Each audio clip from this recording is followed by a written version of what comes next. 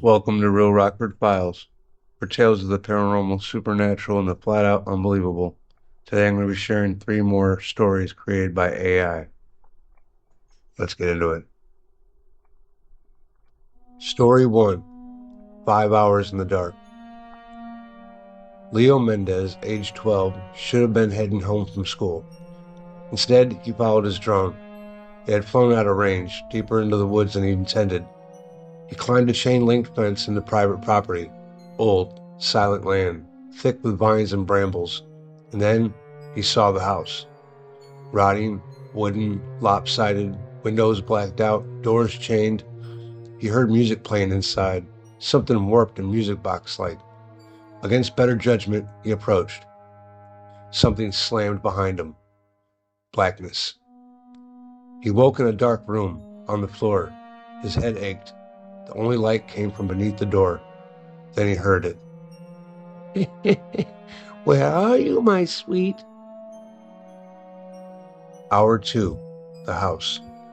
The door creaked open. Leo peeked out. The hallway was crooked, wallpaper curling, floorboards groaning under every step. At the far end was a staircase, but also a shadow, swaying. Granny. Her back was hunched, her skin dry and gray like paper. She carried a bat the size of Leo's leg and moved in jerks like a marionette. He ducked into a closet. He barely breathed as she passed. Her cane scraped the floor. She hummed to herself, off-key and chilling. When she was gone, he ran for the front door. Locked. Padlocks, chains, bolts, screws. She was keeping him in. Hour 3. The rules. Leo explored the house in pieces, dodging Granny's twisted routes. He found old tools, hidden compartments, cryptic notes. Don't knock over vases. Don't drop keys. She hears everything. You only get 5 hours.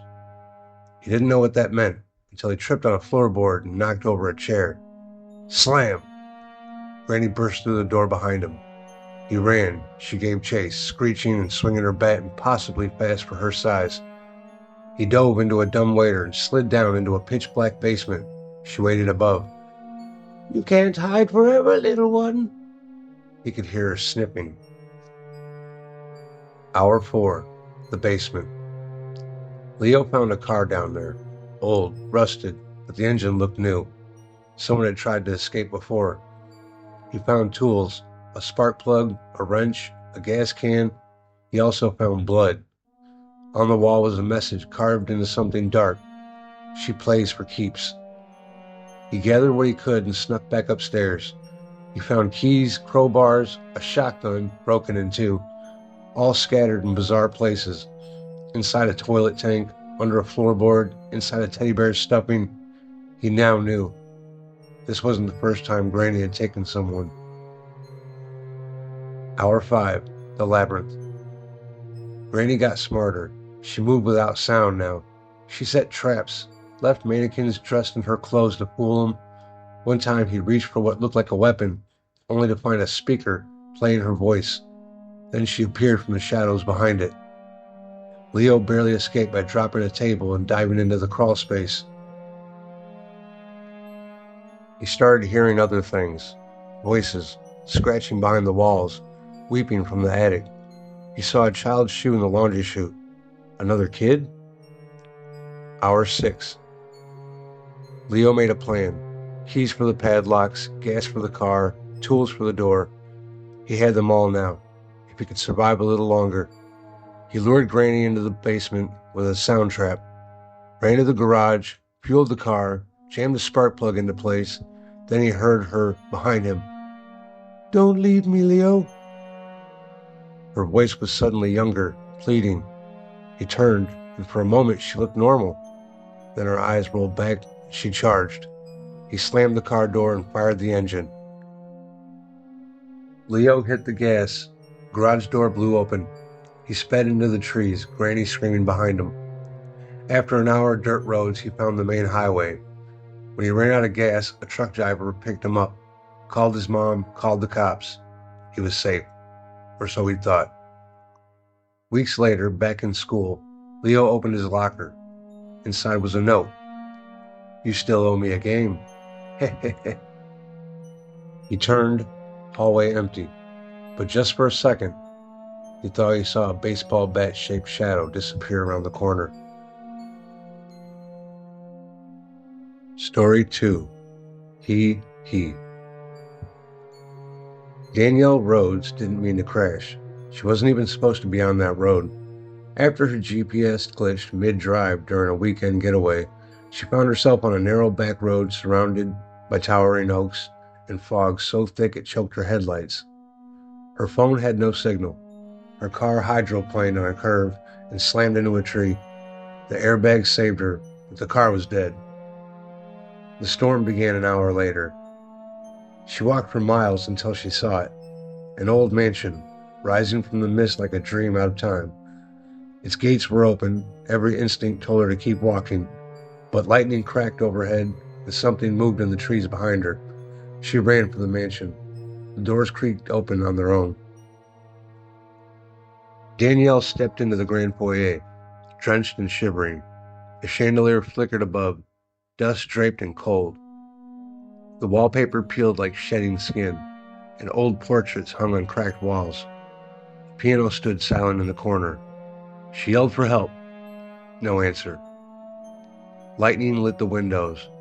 In the brief flash, she swore she saw a figure at the top of the stairs, pale, smiling, motionless. But when she looked again, nothing. She explored room by room. No electricity, only candlelight. Every clock in the mansion had stopped at 2:33 a.m.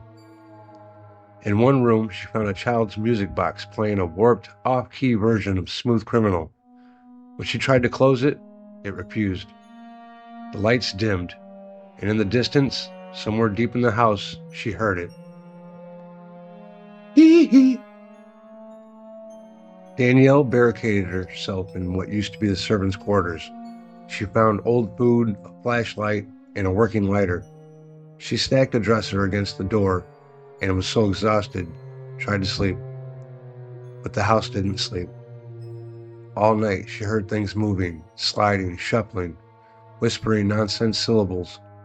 Once she swore she heard the floorboards above bounce rhythmically like someone dancing. Hee. She didn't sleep. The next day she explored more, trying every phone, window, door. Nothing worked. The front door now led to a brick wall.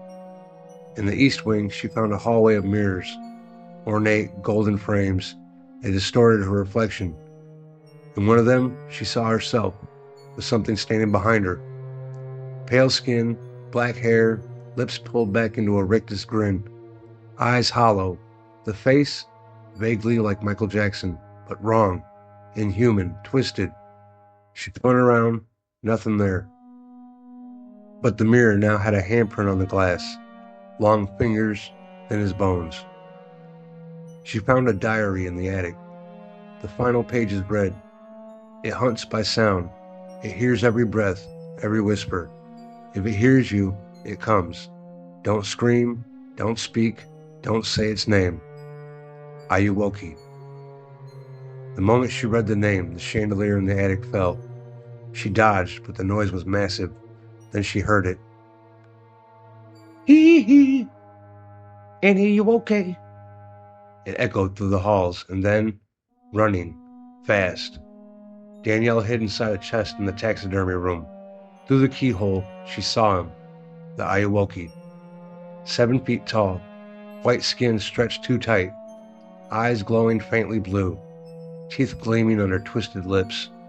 He moved in spasms, like a puppet, and worst of all, he moonwalked slowly past the chest, pausing, sniffing the air. You've been struck by a smooth criminal. Then he vanished. Danielle nearly passed out from holding her breath. On the second night, Danielle found a map inside a hollowed-out bust, a secret tunnel beneath the mansion leading out to the woods. The catch? It could only be accessed through the chapel. The chapel was where she'd heard the Ayuwoki singing hours earlier. She waited, moved silently, avoided every creak and echo, but twice she slipped, and the moment she made a sound, the mansion would change. Doors would lead to walls, hallways would loop, the paintings would blink. Each time she nearly escaped, he came closer. Hee, don't stop till you get enough. She made it to the chapel by dawn. She found the trap door under the altar, opened it, slid down into a cold tunnel lined with old bricks and roots. Her flashlight flickered. The air was damp, real, earthy. She walked for 15 minutes, then 20. The tunnel curved, split, rats scattered. Finally, a light. A metal ladder, a hatch. She climbed it, opened the lid, and felt wind. Real wind. She gasped. She was outside. Trees, dawn light. She laughed, cried, fell to her knees in the mud. She was free. Behind her, the mansion was gone. Just woods now. Danielle ran for the road, found a gas station half a mile away, called the police, told them everything. They brought her in, fed her, offered her a blanket. She sat in the chair in the sheriff's office, trembling but relieved. He stepped out of the room. She looked in the mirror above the desk. Her reflection didn't move. It just smiled. Hee. She turned to run. Too late. Behind her, the lights flickered, and the last thing she heard, Ayuwoki. Story 3. The Hollow Guest. It started like any typical camping trip. 6 friends. Leah, her boyfriend Matt, the jokester Derek, his sister Katie, the quiet one Josh, and Tina, the skeptic. Loaded their gear into 2 cars and drove 5 hours into Pine Hollow Forest. It was remote, untouched, and according to online forums, home to some old civilian conservation corps cabins from the 1930s. They weren't supposed to go off trail, but Derek found an unmarked dirt road that veered deep into the woods. A rusty chain had once blocked it, now lying useless in the grass. We follow that road, Derek said, grinning. Bet we find something cool. They did. At the end of the winding half mile, through trees too thick for sunlight, was a cabin. Wood shingled, 2 stories, tilting to one side. Windows boarded up from the inside. Jackpot, Matt said. They should have left the moment they saw it. Inside was musty but surprisingly intact. An old iron stove, a torn-up mattress, dust-covered lanterns, wallpaper peeled like old skin. But what really caught Leah's eyes were the drawings. On the walls, drawn in charcoal, were long, faceless figures, dozens, all standing, watching, lurking near trees. One in particular appeared over and over, tall, featureless, with tentacle-like limbs sprouting behind it. Kids, Tina said, rolling her eyes. Creepy but harmless. In one corner of the living room was a mirror, cracked down the middle, words faintly scratched into the glass. He waits when we forget. Josh took a picture of it. Gotta be an urban legend. That night, they made a fire just outside the cabin. Laughed, drank. Katie played a horror podcast. Tina mocked it. But when they returned to the cabin, the drawings had changed. The tall man had moved closer. The next morning, Katie was gone. Her sleeping bag untouched, shoes by the fire, no note, no sound. They searched all day. Josh and Derek followed a game trail half a mile yelling her name. Nothing. They called the ranger station. No service. Maybe she got lost, Matt said. She's not dumb, Leah snapped. She wouldn't wander. That night, Leah heard scraping against the outside walls. She woke Matt, but it stopped. In the morning, they found deep scratch marks all around the doorframe, like something with long fingers had been trying to pry it open. And carved into the front door was a new message, one by one. Derek spiraled. This is a joke, he said. Katie's screwing with us. But he wouldn't go into the woods. He stayed inside, clutching a hunting knife. Josh checked his camera. The mirror photo he took, the one that had the scratched message, it was gone, replaced by static, just that file. They found Katie's bracelet in the fireplace ash, half melted. That night, Leah had a dream of trees warping, their branches bending toward her, whispering with voices that sounded like Katie's, and something deeper, older, hungry. She woke up sweating, heart racing. They heard Derek scream. They found the door wide open, blood leading into the trees and on the cabin wall, drawn fresh. Derek's face, mouth open in a silent scream, and next to it, the faceless man. Closer again. They packed to leave. Josh tried to find the road they came in on. Gone. Trees where the path should have been. I swear it was here. Tina suggested hiking west. They agreed to wait until morning. Josh found something odd beneath a floorboard. A notebook. Leather-bound, brittle. Inside, dozens of pages filled with frantic writing. He isn't a ghost. He's a thought. The more you look, the more you remember. The more he finds you. You forget to forget. Don't draw him. Don't dream. Don't follow trees that move. He grows in silence, in absence, in woods no one touches.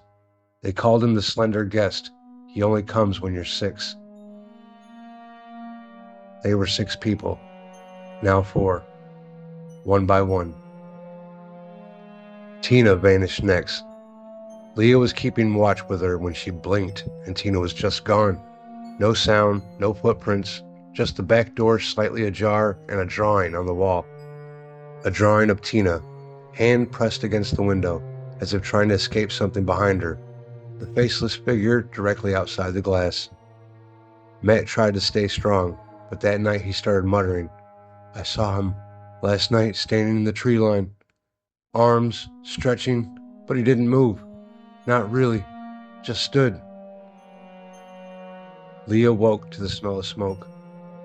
Matt had poured lamp oil all over the drawings. I'll burn it, that's how we break it. She screamed for him to stop, but he lit it. The fire climbed up the walls until the cabin itself seemed to resist, choking the flames with black smoke. Matt coughed violently, fell. When Leah reached him, his eyes were open, his mouth wide, but he wasn't breathing. He was empty. Alone, she ran. Everywhere she turned, the woods looked the same. She found herself back at the cabin, no matter how far she ran. That night, she locked herself in the attic, pushed furniture against the door, scribbled notes to herself. Don't look out the window. Don't listen when it calls your name and voices you love. If you see trees bend, it's already too late. She tried not to sleep, but the whispers came. They found Leah's phone a month later, 15 miles west, lying in the hollow of a tree. On it, a selfie video, recorded the final night, her voice shaking. He waits in the gaps, in the silences. He erases the trails behind you. The longer you look, the more you forget what life was before. Behind her, trees warped, and from the shadows, Slenderman stepped forward. The video ended. The phone's final image, a shot of the old cabin, now completely gone. If you enjoyed these stories, don't forget to click like. If you want to support my channel, please share it with your friends. If you want to hear more, don't forget to subscribe.